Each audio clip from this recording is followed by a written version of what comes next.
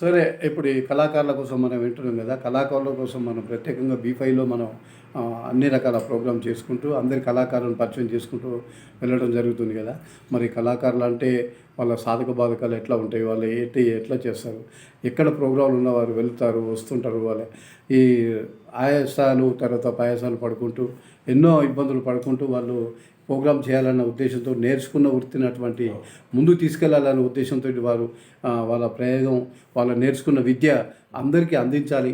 మరి అందరితో పాటు మనం ఒక మంచి పేరు తెచ్చుకోవాలనే ఆలోచన మన కళాకారులు అయినటువంటి ఈ మాస్టర్ అయినటువంటి బాలకిషన్ తోటి మనం ఇక్కడ మనం ఉన్నాం కదా. మరి వారి యొక్క ఏ విధమైనటువంటి తబలాలో ఏ విధమైన రిథమ్స్ ఉంటాయి, ఏ విధంగా ఉన్నాయి అనేది మనం ఇంకా అడిగి తెలుసుకునే ప్రయత్నం చేద్దాం. సార్ ఇంకా మా ప్రేక్షకుల కోసం ఇంకా మీరు ఏ రకమైనటువంటి ఇవే కొన్ని ప్రాక్టీస్ చేసుకుంటూ వస్తుంటాయి. ఇలా దంపతాళము, త్రిపుట తాళం అని, రూపక తాళం అని, ఇవి కొన్ని తాళాలు. ఇవి ఎక్కువ శాతము ఆది తాళమే చాలా ఇంపార్టెంట్. ఈ ఆది తాళం కనుక వచ్చినట్టే దాదాపు కొన్ని తాళాలు మనం ఆటోమేటిక్గా చెయ్యి పడుతుంటుంది. అంటే మొత్తం నేర్చుకునే వాళ్ళకి ఎన్ని తాళాలు మీరు నేర్పగలుగుతారు? మేము ఒక 4-5 తాళాలు నేర్పగలుగుతాం. అంటే ఫస్ట్ స్టార్టింగ్ ఆది తాళమే, అది మెయిన్. అంతకన్నా ఏం లేదు. అంటే రూపక తాళము, జంపే అనేది, తిరుపతి తాళం ఇవన్నీ రావు. ఎక్కువ శాతము సాంఘిక నాటకాలకు కానీ వీటికి కానీ ఆది తాళంతోనే చేస్తారు. అంటే మీరు ఎక్కువ శాతం తాళాల మీదనే డిఫరెంట్ అయి ఉంటారు. అంతే కదా. తాళం లేదు ఎట్లా? ఇప్పుడు ఆయన రూపక తాళం వాడుతున్నాడు అని ఆయన వాడుతుంటే ఇది ఆది తాళం కొడితే ఎట్లా కలుగుతుంది? కలవదు కదా. అవును, వాళ్ళకు అంటే నేర్చుకోవాలనే వాళ్ళకు మీరు ఏ రకంగా కొన్ని పాటల ద్వారా కొన్ని క్యాసెట్ పెట్టి అయినా వాళ్ళకి వినిపించి ఇది రూపక తాళము, ఇది జంపే తాళము, ఇది ఇవన్నీ ఇట్లా చెప్పగలుగుతాం. అంటే జంపే తాళం అంటే ఎట్లా ఉంటుంది? అది జంపే అంటే ఇప్పుడు ఇది నేను కూడా మర్చిపోయినట్టు పాడితే కొట్టగలుగుతా. అంటే మీకు ఐడియా ఉన్నాయి ఏమన్నా? మర్చిపోయినాయి కొన్ని ఏళ్ళు అవుతుంది. 20 ఏళ్ళు కావచ్చు ఇది వాయించాక. ఏం చేస్తాం మరి, ఎవరు విలువంది? అంటే ఇప్పుడు అంటే పిలిచేవారు లేరు, మీరు వెళ్ళడానికి సిద్ధంగా అంటే నాటకాలు మొత్తం ఇవన్నీ కొంచెం సినిమాలు ఇవన్నీ చేయబట్టి వెనుకబడిపోయినాయి కాబట్టి టీవీలు, సెల్లులు అంతే. ఇది మెయిన్ వెనుకబడడానికి ముఖ్య కారణం అయితే టీవీ, సెల్. ఇవి రెండు తప్ప ఈ టీవీ, సెల్, మీడియాలు ఉండడం వల్ల మీలాంటి కళాకారులకు ఇబ్బంది అవుతుంది. పిలిచేటోళ్ళు లేరు, అడగటోళ్ళు లేరు. ఊగా మనం ఊసిపోకుండా ఇట్లా కొట్టుకుంటే ఏం ప్రయోజనం ఏంటి? ఇప్పుడు ఈ మధ్య కూడా ఇప్పుడు మన జనగామలో కాకుండా ఇప్పుడు విజయవాడ కానీ ఆంధ్ర కానీ, ఆంధ్రలో బాగుండే పేరు ఇప్పుడు కొత్తగా మన వరంగల్ జిల్లాలో కూడా, మన జనగాం జిల్లాలో కూడా చాలామంది పద్య నాటకాలు పెడుతున్నారు కదా. వాటితో మీకేమన్నా పద్య నాటకాలలో నాకు ఎలాంటిది ఏం లేదు. ఎందుకంటే నా కంఠము పద్య నాటకాలకి షూట్ కాదు. నేను వాళ్ళు అడిగిన నన్ను మరి మీరు ఏదైనా పాత్ర వేయగలుగుతారా అని, ఏ గౌతమ్ మోడల్ స్కూల్ ఏ నాటకానికి మేము కుంతి ఉన్నది కదా, కుంతి కర్ణ స్టార్ట్ చేసాడు. నన్ను అడిగారు, నాకు ఈ కంఠం లేదు, నేను పద్యాలు అలకరలేను, మీకు నా తబలా అందియగలుగుతా మీకు అవసరం అనుకుంటే, లేకపోతే నేను చేయలేని చెప్పాను. ఎందుకంటే రాంది మనం ఏదో వస్తుంది. ఈ వయసులో నేను గాడిపోయి నేను 70 క్రాసు, నాకు ఆ ఇంట్రెస్ట్ లేదు. నేను ఈ ఇల్లు ఇచ్చిపెట్టి ఆమెను ఒక్కదాన్ని ఇచ్చిపెట్టి నేను దానిగా పోయి తెలంగాణ కరియార్సలు చేసి అయిపోయి అని నాకు అనిపించి నేను పొద్దున కార్యక్రమాలు ఉంటే పోయేస్తాను. అంటే మా మధ్యాహ్నం నైట్ కూడా పోతాం, ఇద్దరం పోతాం. అయితే సంతోష్ మాత గుడి ఉందా, ఎవ్రీ ఇయర్ మమ్మల్ని పిలిచేది. నేను శ్రీధర్ సార్ అయ్యగారు ఉన్నాడు ఆడ, సంతోష్ మాత టెంపుల్ లేదా పోస్ట్ ఆఫీస్ పక్కకు. ఎవ్రీ ఇయర్ ఒక 5 రోజులు వాయించేది. ఎందుకంటే హార్మోనిస్ట్ ఉన్నాడు కాబట్టి నాకు తోడు వాయించేది. అంటే మీరు నేర్చుకున్న విద్యను ఇతరులకు పంచడమే కాకుండా మీరు కూడా కొంచెం ఇబ్బంది పడకుండానైనా కానీ మీరు ఈ ప్రోగ్రామ్ చేయాలని రాత్రి కారు పోయి రాత్రి 10కి వచ్చేది. అంటే ఎక్కడెక్కడ చేసేవారు మీరు? ఇప్పుడు చాలా ప్రోగ్రాంలు చేసినాము. అప్పట్లో షారాజుపేట చేసినాము, కిలాషాపూర్ చేసినాము, చేర్యాల ఇవన్నీ తిరిగినాం, బసిరెడ్డిపల్లి. ఆ జమానా పోయింది నాది. సార్ ఇప్పుడు మీ కళల కోసం ఎన్నో మీరు ప్రోగ్రామ్ చేసి ఉన్నారు కదా, చాలా ప్రోగ్రామ్ చేస్తున్నారు. తర్వాత కొన్నేళ్ళ నుంచి కూడా మీరు ప్రోగ్రామ్ చేస్తున్నారు కదా. మరి అట్లాగే ఇప్పుడు ఈ తబలా నేర్చుకోవడం వల్ల కొంతమందికి ఎన్నో ఉపాధి కొంతమందికి ఉంది, ఉపాధి లేక కొంతమంది ఉన్నారు. మరి వారి కోసం ఇప్పుడు మీరు ఈ రాబోయే జనరేషన్కి ఎట్లా మీరు ప్రయత్నం చేస్తున్నారు, వాళ్ళకి ఇచ్చే సలహాలు ఏంటి? సార్, ఇప్పుడు మీరు ఈ కళను నేర్చుకుని దాదాపు కొన్ని సంవత్సరాల నుంచి పూర్తి చేశారు కదా, మరి అలాగే ఇప్పుడు రాబోయే జనరేషన్ కూడా ఇప్పుడు మనం జనగామలో చూస్తుంటే ఈ జనగామ జిల్లాలో పద్య నాటకాలకు చాలా మంచి పేరు వచ్చి ఇప్పుడు నెల్లుట్ల ఫౌండేషన్ అని తర్వాత చాలా ఫౌండేషన్స్ జనగామ జిల్లాలో ఏర్పడ్డాయి కదా, మరి వారి కోసం మీరు ఏమన్నా ప్రత్యేకమైనటువంటి ప్రయత్నం చేస్తున్నారా? సార్, నేను తబలా ఎవరు వచ్చినా చెప్తా సార్. తరగొప్పటి నుంచి ఒక 2-3 వచ్చిండ్రు పిల్లలు, వాళ్ళకి నేర్పాను. ఇక ఒక్కొక్కరు ఎవరైనా ఇంట్రెస్ట్ ఉన్న వాళ్ళకైతే నేను తబలా చెప్పగలుగుతాను. అంటే ఇంతకుముందు ఎవరికన్నా చెప్పారా మీరు? ఇక తబలా తరగొప్పుల వాళ్ళకి చెప్పాను సార్.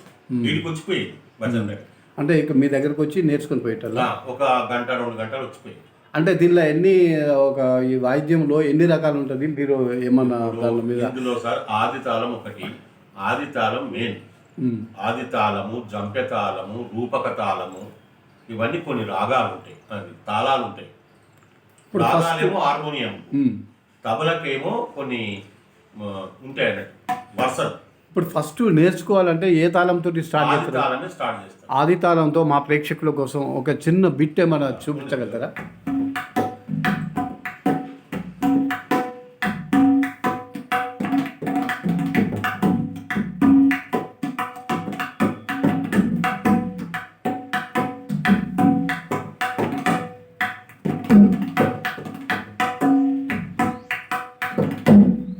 ఇది ఆది తాళం. ఇంకా వేరే తాళాలు ఏముంటాయి? ఇంకా రూపక అంటే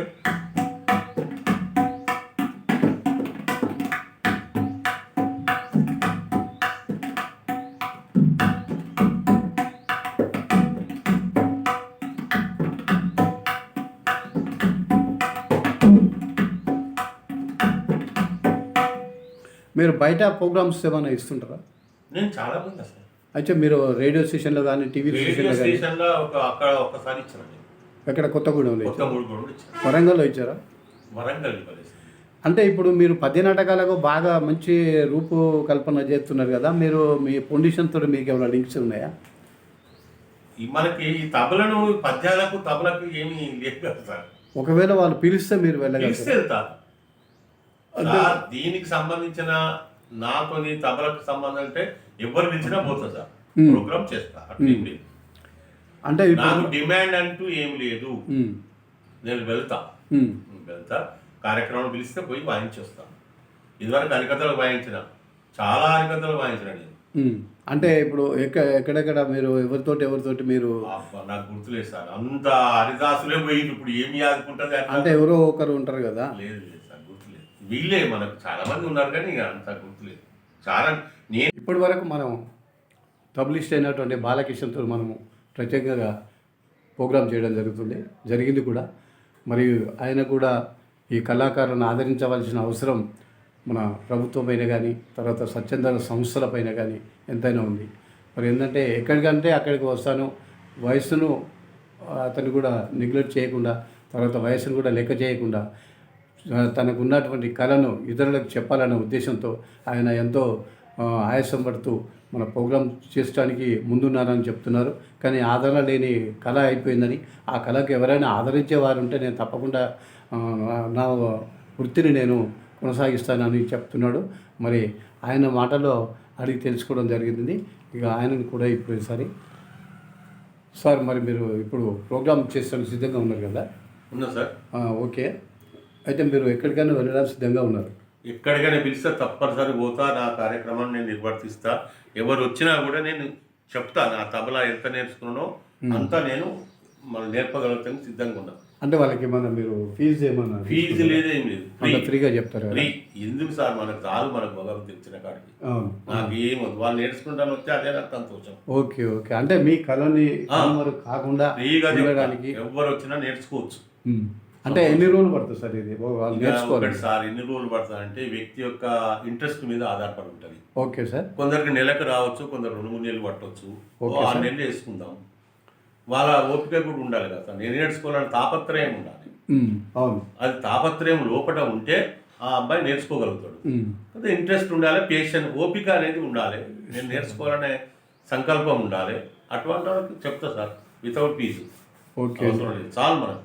సార్. నమస్తే సార్. ఇంతవరకు మాకు అవకాశం ఇచ్చినందుకు మీకు చాలా థ్యాంక్స్ చెప్తున్నాం. ఎందుకంటే మా ప్రేక్షకుల తరపున మీకు మంచి ప్రోగ్రాం రావాలని, మంచిగా మీరు ఇంకా ఎదగాలని చెప్పేసి మా ప్రేక్షకుల ద్వారా మేము అడిగి తెలుసుకునే ప్రయత్నం చేసినాము.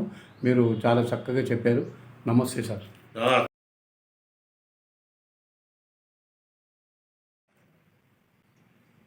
నమస్తే. ఈరోజు బీ5 న్యూస్ ప్రేక్షకులకి ఒక మంచి ప్రోగ్రాం అందించాలనే ఉద్దేశంతో ఇక్కడ బచ్చన్నపేటలో ఉన్నటువంటి కళాకారుడు అయినటువంటి బాలకిషన్ తోటి మనం ఒక ప్రత్యేక కార్యక్రమం నిర్వహించబోతున్నాము. ఈ కార్యక్రమంలో భాగంగా అంటే కళాకారులలో చాలా రకమైనటువంటి కళాకారులను మనం చూస్తుంటాము. అందులో ఒక పాటకి ఒక మాటకి ఎట్లా తేడా ఉంటుందనే ఉద్దేశంతో, అలాగే ఒక పాటకు కావాల్సినటువంటి హార్మోనియం కానీ, లేకపోతే తబలా కానీ, లేకపోతే కొన్ని ఇన్స్ట్రుమెంట్స్ మనం చూస్తూ ఉంటాం. అందులో తబలిస్ట్గా మన బాలకిషన్ గారు మన ముందు ఉన్నారు. వారు ఏ విధంగా ఈ పాటలు ఎట్లా చేస్తారు ఏంది అనేది మనకు ఆయన మాటల్లో అడిగి తెలుసుకునే ప్రయత్నం చేస్తాము.